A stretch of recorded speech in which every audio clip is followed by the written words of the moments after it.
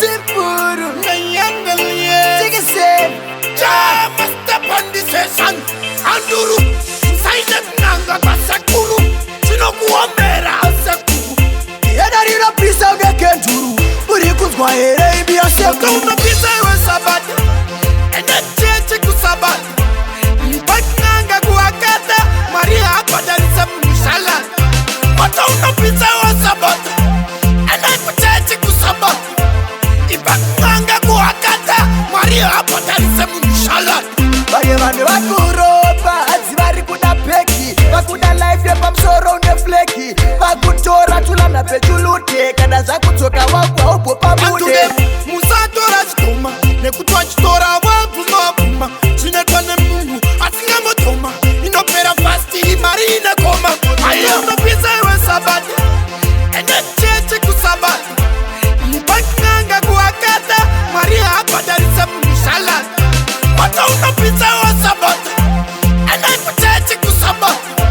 Ipakanga kuakata Maria apadanisa mnishala Asinyamazo wakambi kwa nekaste Wanu wangane wawaka itatemte Tiri kutandara pano komre Tamba hako presa ujata fedewa Usateuka semkati wa goti Usafut kwa nemunu fanika goti Kutikana nesha unazwezo toti Usamiskwe nemunu usapuwa katoti Moto Unopisa iwe sabata Ene cheche kusabata Nipakanga kuakata Maria apadanisa mnishala Moto Unopisa iwe sabata Ene kucheche kusabata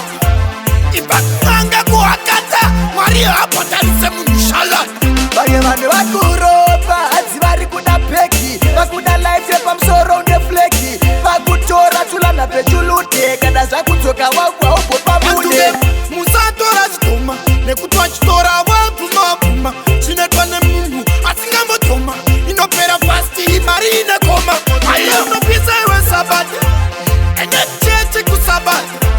Nipakanga kuakata Maria apadanisa mnishala Moto Unopisa iwe sabata Ene kucheche kusabata Ipakanga kuakata Maria apadanisa mnishala Asinyamazo wakambi kwa nekaste Wanu wangane wawaka itatemte Tiri kutandara pano komre Tamba hako presa ujata fedewa Usateuka semkati wa goti Usafut kwa nemunu fanika goti Kutikana nesha unazwezo toti Usamiskwe nemunu